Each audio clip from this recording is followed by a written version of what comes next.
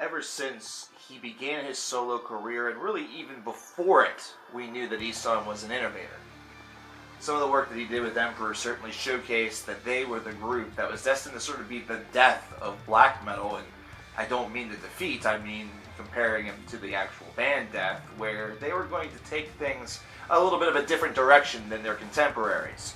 Ever since his solo career has taken off, Ihsahn has proven that there's an even deeper and even darker, or sometimes lighter, sometimes denser, sometimes ridiculous side to him that perhaps never got the chance to shine forth and shine through on those records from Emperor or even from any of the other groups he's been a part of.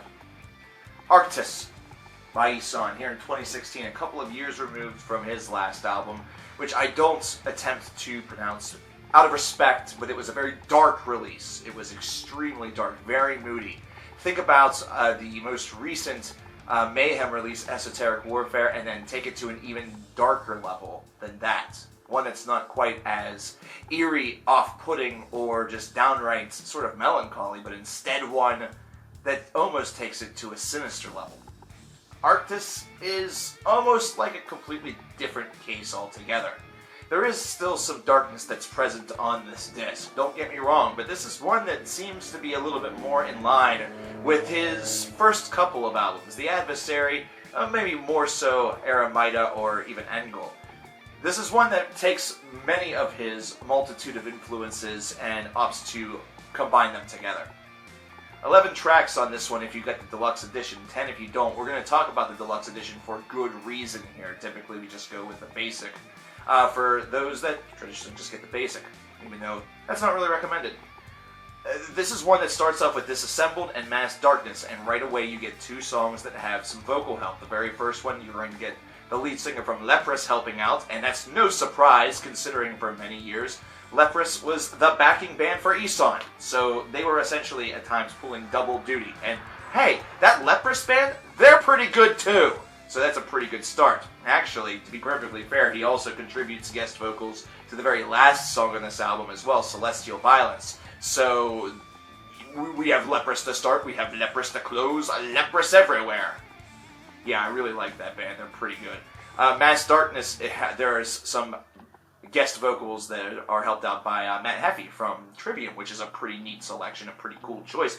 I like the way in which these songs are structured. They're very good structured songs for entrance tracks. I like the harmonies that are on these songs, and also the overall way in which Ihsahn has sort of put these together leaves that little bit of aggression at the start, but is also able to blend and sort of turn the cheek a little bit and get in a little bit of that melodic structure as well, almost as though, especially with Disassembled, and we're going to talk about this again later, it's almost as though Ihsahn was doing his best impersonation of some old school, softer Opeth tracks, which is really, really neat.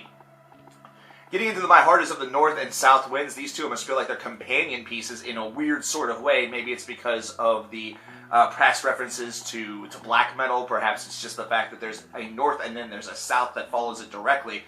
There's a strange interconnectivity that feels like it's going on between these two songs, which is really, really neat. It's about 10 minutes worth of the album, and they just have some great dynamics that are able to fluctuate within them. And then you get into the Vaults, or In the Vaults rather, which is track number 5. And now we have to talk Turkey. Now we have to talk business. Because this right here is the point where this album goes from being a very good, above-average affair to just being absolutely exceptional. In the Vaults just has this very powerful structure behind it, and let me just tell you that Ihsahn's clean vocals, he's daring to go places that perhaps seem a bit unconventional, or places that we don't hear all of that often out of his register, and he's going for it, and he's nailing it. And he's also experimenting with the musical style a little bit as well, and I'm going to kind of go in order here. Some of these tracks, again, take on that air of maybe sounding like an attempt at an Opeth track. There's one in Frail that is extremely weird, has some synths in there, and then eventually sort of descends into some sort of like gothic, almost The Cure-like song? I don't know. It's a really weird comparison to make whenever you think about Ihsahn, but then again it kind of makes sense because he pulls all of his influences from everywhere. He's just a pressure cooker of just fantastic, fantastic music that comes in from all directions. He has so much respect. Oh, by the way, there's a song called Pressure. Was that a joke? Was that intended? Not really, just sort of how the brain pooped it out. It's a 6-minute long track, one of the longest on the album, and it's one that just continuously sort of pummels you with some negativity only to have a bright shine right there as it, kind of reaches toward its conclusion. And then you get the Crooked Red Line. And I love using this as an example because you listen at Disassembled, you listen to Mass Darkness or My Heart is of the North, you hear those introductions that have all of that aggression, you get to Crooked Red Line, bam! Saxophone intro sounds like the Sexy Sax Man, Infected, an Ihsahn album. But actually, don't worry, it's just the bloke from Shining. Yeah, that guy, the black jazz guy. And he's absolutely incredible. He's an extremely talented gentleman. He needs really no introduction, but he gives this track something that's so renewed, something that's so different. And that's really so far been the theme of the second half of the album, from In the Vaults all the way up to this point, is that every track feels different. Everything feels individual. Sure, there are staples of Ihsahn everywhere you go. There's those sort of off-key chords, those dissonant moments that sound as though it reminds you of his game plan, of his playbook, things that you heard from Prometheus all the way back in the late 90s. And then you hear something like this, and it's just another step in that different direction. Taking another risk, doing something else that's just offbeat. And it works so very well. It works so very well. And his cleans that you hear once again, oh my gosh. You almost forget that he has this very fantastic and wide register. And it is on display on this disc. Celestial Violence, as I said, leaves us with Ihsahn along with the lead singer from Leprous. A duel, as far as vocals are concerned, a little bit more of that trademark Ihsahn sort of melancholic destruction that you've heard from his albums now for a decade. But it closes it very well. But then you get into the deluxe material, you get the Til Tor Olpen. Now, there are some theories that are going on around this song. Well, one, and it's mine, because there's not a lot of information that really exists right now. I'm sure this is something that somebody who is of the Norwegian tongue can provide a lot more detail. So if that is you, please help me out. But Tore Olven was a Norwegian poet from the post-war era, and it seems like this is Ihsahn's sort of tribute to him. You hear an elder voice that seems to be reciting, I'm assuming, some of his poetry.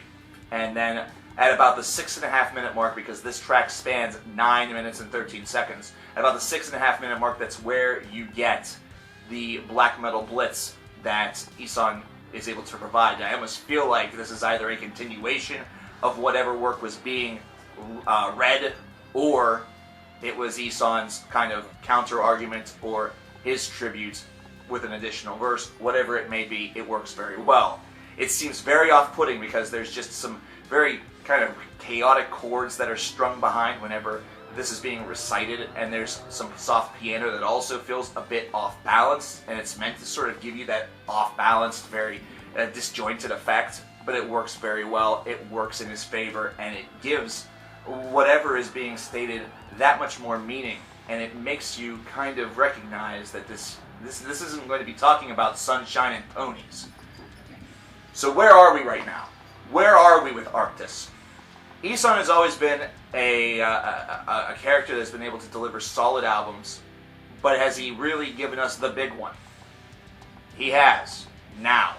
He's delivered the big one. Whereas the darkness of the last album really gave that a very individual feel and really delivered on a lot of levels that made it kind of an unconventional darling. This is the album that is not only complete, but it's also one that showcases so many elements of his musical background and even explores perhaps a few new ones, that it gives it that fresh effect. And also with each and every one of these tracks, your jaw is dropping a little bit further. He knocks it out of the park. None of these feel like experiments. They feel like calculated tracks that were made with precision in mind. He seems, instead of like Celestial Violence, he seems more like the Cerebral Assassin. 97 out of 100. That's all the more I'm going to say. I want to hear your thoughts. Leave them in the comments. I'm Cover Killer Nation. What did you think about this disc? And if you liked what you heard, hit the subscribe button. We have more to talk about this weekend. Take care.